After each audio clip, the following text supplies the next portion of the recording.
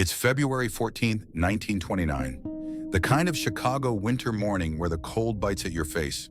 Bugs Moran, one of the city's most notorious bootleggers, known as the North Side Gang, rolls out of bed later than planned, already behind schedule for a critical meeting. He pulls on his overcoat, muttering at his lateness, and hurries out the door with one of his men at his side. His destination is a garage on North Clark Street, a known spot for business dealings. But as they approach, he spots a cop car pulling up in front of the building. Bugs doesn't stick around. Instead, he ducks into a nearby cafe with his buddy, where, over a cup of coffee, he decides that maybe his tardiness was a lucky break.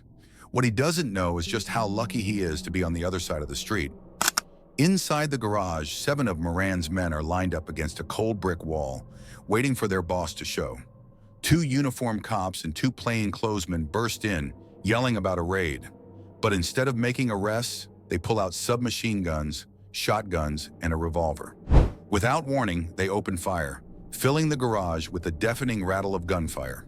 By the time the smoke clears, 90 bullets have riddled the room, and Moran's men lie lifeless on the concrete floor. The killers make a smooth getaway in what looks like a cop car, complete with siren, gong, and rifle rack. But the car, like its occupants, is a disguise. These weren't lawmen but rival gang members, likely working under orders. And in 1929, there was only one man ruthless enough to pull this off: Al Capone. Now, if you've heard the name Al Capone, you already know he's infamous, a guy whose name practically defines gangster in America. Capone's rise to power, though, didn't start with Chicago or bootlegging. It started back in Brooklyn. Born to Italian immigrants in 1899, Capone was raised in a lively Italian neighborhood where he was one of 9 kids. His dad, once a skilled baker in Italy, became a barber to make ends meet in America. Capone was smart, especially with numbers, but his rebellious streak landed him in trouble more often than not. He was expelled at 14 for punching a teacher, and that was the end of his formal schooling, leading him to the streets where he first became involved with petty gangs.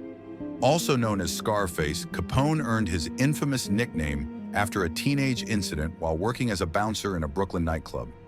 He insulted a woman, which led her brother, Frank Galluccio, to slash Capone's face with a knife, leaving 3 prominent scars. Capone later lied about the scars, claiming they were war wounds from serving in World War I, though he never served a day in the military. Capone was tough, but he wasn't just a neighborhood brawler. By his late teens, he had joined the feared 5 Points gang in New York and caught the attention of Johnny Torrio, a respected gangster who'd later take Capone under his wing. In 1919, Torrio headed to Chicago, bringing Capone along as muscle.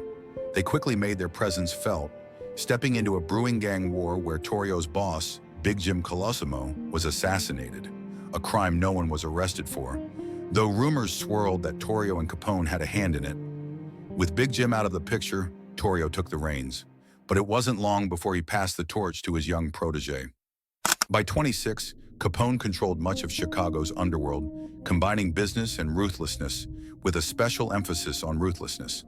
But Al Capone wasn't a mafia boss like Don Corleone or Tony Soprano, who had exclusively Italian followers. Instead, his gang was quite ethnically diverse, mirroring the cultural mix of his hometown.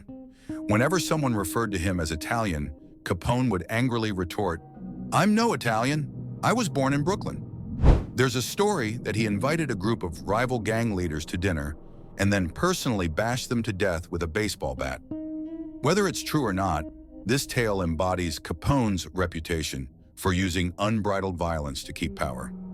Al Capone had become the most powerful crime boss who had both political and law enforcement protection. He used bribery and widespread intimidation to influence elections, and violence and murder to ensure his business in illegal breweries was a success. Capone was left virtually untouched by the law until the brutal St. Valentine's Day massacre of gang rivals, which led influential citizens to demand government action. The St. Valentine's Day massacre, as it came to be known, wasn't just another gang hit. It was Capone's message to the city and to Moran. While Moran survived, his gang didn't, and the massacre effectively took him out of the game.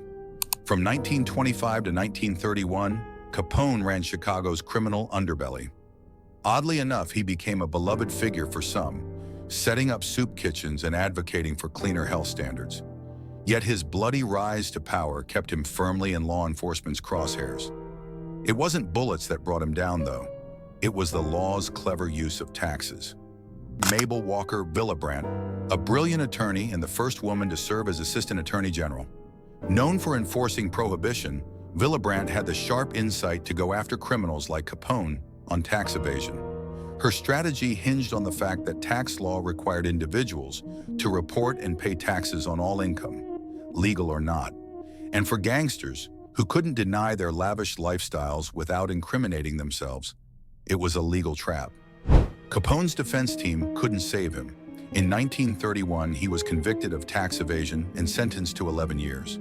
Though this prosecution was known to be the end of Al Capone, it was actually his arrest in May 1929. Capone traveled to Atlantic City for a gathering of mobsters known as the Atlantic City Conference. On his return to Chicago, he stopped in Philadelphia, where he was unexpectedly arrested for carrying a concealed weapon, something he had done regularly, but which law enforcement rarely acted on due to his connections. This time, however, Philadelphia police were on high alert for any excuse to detain high-profile criminals like Capone. He was arrested on May 16, 1929, and swiftly processed through the legal system. The next day, he was sentenced to 1 year in prison at Philadelphia's Eastern State Penitentiary, a notoriously strict facility. The decision surprised many as Capone often avoided prosecution, but this instance was part of a broader crackdown on organized crime in the lead-up to the Great Depression. Capone's time at Eastern State was brief but memorable. Due to his notoriety and wealth, he was afforded certain luxuries not available to regular prisoners. Capone's cell was furnished with fine furniture, including a desk, rugs, and a radio, allowing him to listen to music during his stay. His accommodations became somewhat famous, with visitors and newspapers noting the contrast between his cell and standard prison conditions. Capone served almost 10 months of his sentence before being released early for good behavior. During his stay, he reportedly suffered from mental and physical health issues, particularly the effects of untreated syphilis, which may have exacerbated his anxiety and paranoia. And this is where the story gets interesting. Al Capone's details of paranoia depicts him as the rough and tough crime boss had transformed into a weeping and terrified mess who would send out blood-curdling screams at night, shouting for Jimmy to leave him alone. Many people believe that Jimmy was the ghost of one of Al Capone's victims, who would torment him night after night. Indeed, one of the 7 victims from the St. Valentine's Day Massacre was named James Jimmy Clark. Originally born Albert Kachelek, Jimmy was Bugs Moran's brother-in-law and died on that bloody February 14th. The torment followed Capone after he left Eastern State Penitentiary and went on to serve another 11 years at Atlanta U.S. Penitentiary in Alcatraz for tax evasion. In 1931, Capone even called in a medium named Alice Britt to try to find out what Jimmy wanted. Apparently, Britt was unsuccessful and Capone continued to be terrorized. Alcatraz broke him, and he eventually admitted, "It looks like Alcatraz has got me licked." He was released in 1939, his health destroyed by syphilis, which had been eating away at his mind for years. Capone spent his final years at his Florida mansion, more a shadow than the feared Scarface who had once ruled Chicago. By the time Capone died in 1947, his name had already become larger than life. He was the gangster who reigned during the bloodiest era of Prohibition, a kingpin whose ruthless drive reshaped organized crime. But he was also, in many ways, a tragic figure, fated to be both a symbol of ambition and a warning of the costs that come with it. If you enjoyed this video, like and subscribe to our channel. Until next time, remain curious.